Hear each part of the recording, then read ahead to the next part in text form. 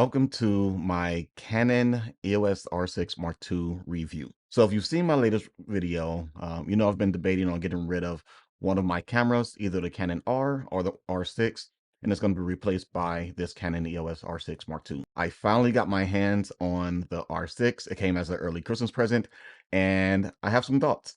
One of the main reasons I chose to go with this camera was unlimited record time and the ability or not having to worry about the camera maybe overheating. The R6 has some overheating issues. Both the EOS R and the R has a 30-minute limit when it comes to recording. Now, this isn't a deal breaker. There's workarounds, but I often find myself needing to record like longer clips as a solo shooter. That can be a little tough. So the main thing for me is the Canon EOS R6 Mark II. It doesn't have either one of those issues, either overheating or unlimited or a limit when it comes to recording.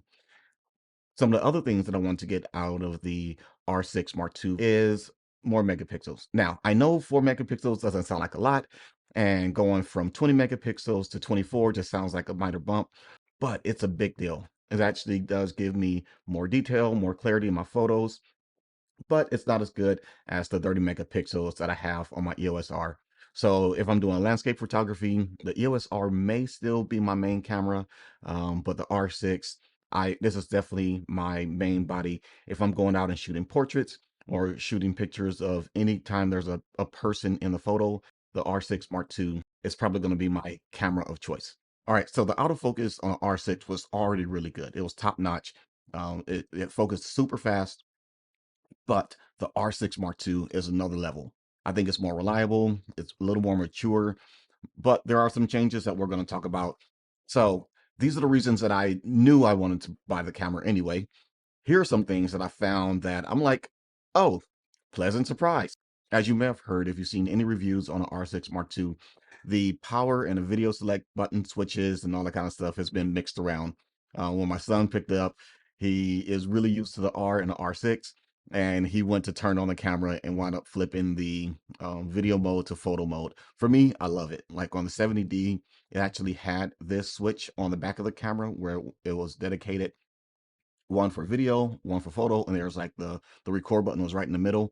I still think that may be the best setup, but I do like that I have a dedicated video and photo switch now. Some people hate it.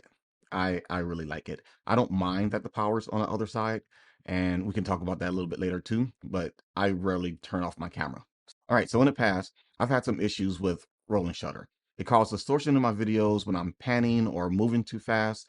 But with the R6 Mark II, not only is it better, this may be the most undersold feature and worth the upgrade alone. So here's some video of the R6, and the R6 Mark II all in the same setting and how much the rolling shutter is improved. Nuts. All right, so some other settings that I find really useful, big benefit, but I'm not going to say it's worth you upgrading your camera, is the Bluetooth and Wi-Fi settings. It's a huge benefit that I can easily be able to transfer photos and videos. I do this all the time. It's really nice to be able to transfer videos or photos to my phone when I'm out and about. If I'm doing a shoot and I just want to get a couple of photos really quick, I don't want to have to drop the SD card on my laptop to get the photos. It's really nice. And I've noticed I've just had to do less fiddling when it comes to this camera versus other Canon cameras that I've had. But it's not all unicorns and rainbows. I do have a couple of concerns with this camera. All right, so first of all, I rarely turn off my camera. I normally just set my auto sleep setting to either 1 to 3 minutes, and I have pressed the shutter button to wake it up again, and I'm ready to go. I just don't turn off my camera very often. I find that this camera seems a little bit slow to wake up. It can be frustrating when you're trying to capture a moment. Fortunately, I haven't missed any yet, but I do find it a little bit slow. The battery also seems a little bit worse than the previous camera. This is going to take a lot more testing on my part, but I'll let you know how that pans out. I have to figure out some tests that actually gives me some real world side-by-side comparisons, but it just seems like the battery dies a little bit faster on this camera than the R6. But of course, there's a bunch of variables that could be taking place. All right, so another issue I have on the video side is the Mark II only has C-Log 3. where my EOS R only has C-Log, the R6 actually had C-Log and C-Log 3. So that means if I'm trying to shoot with both cameras, I can turn the R6 to record in C-Log and not have to worry about C-Log 3. Well, in the R6 Mark II, there's no C-Log. So I'm going to have to either record two cameras on C-Log or two cameras on C-Log 3, and it's just going to be a pain in the butt to match the footage from different cameras. Hopefully, this is something that Canon can change in a firmware update. It should be super simple, but just the addition of C-Log would be really nice to have. All right, so my final complaint is we still don't have dual screen recording when recording in camera. So this may be a little bit hard to explain, but hopefully I can make it concise. So with the EOS R, Canon gave us the ability to have a touchscreen on the back of the camera still being used while we can monitor our video from an external monitor. The R6, we don't have that ability. Now we do have the joystick. If you want to change your autofocus area or change where it's autofocusing, then you can do that with the joystick. The R didn't have the joystick, and maybe that's what Canon's doing and said, hey, look, we'll give you a joystick, but you get no dual screen. I don't know why, but come on, Canon, give us both options. All right, other notes, not good, not bad, just different. The autofocus for video has changed a lot when it comes to the R6 Mark II. I'm still not sure if it's better or worse, but there's this new use of zones, these flexible zones that can be customized to a specific use case. So for example, and I'm kind of looking at it now, I'll take a screenshot. You can see that there's a box that represents its autofocus is only going to work in this section.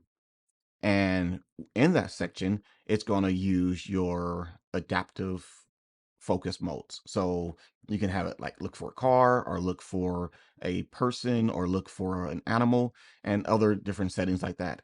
But it's only going to work in a very specific zone, which is kind of cool. But what I'm used to with the other Canon camera, I'll have a spot, which is just a very specific area that says this is the only area that you're going to use to focus, or use the whole frame and look for a person in it or look for a dog in it or something like that. Where this is kind of different. Like I said, I don't know if it's good or bad. It is very customizable. I'm just going to have to do a lot more testing to see how well it performs in different situations. Overall, the Canon EOS R Mark II is a great camera with some fantastic improvements over the previous version. While I do have some concerns, and I'm confident it'll serve me well in the long run, there's just, a couple of things with every new thing that you buy. There's some good and there's some bad. Unlimited record time, improved autofocus, reliable Bluetooth and Wi-Fi. These are all major benefits, but the slow wake up time and battery life are minor issues that I can work around.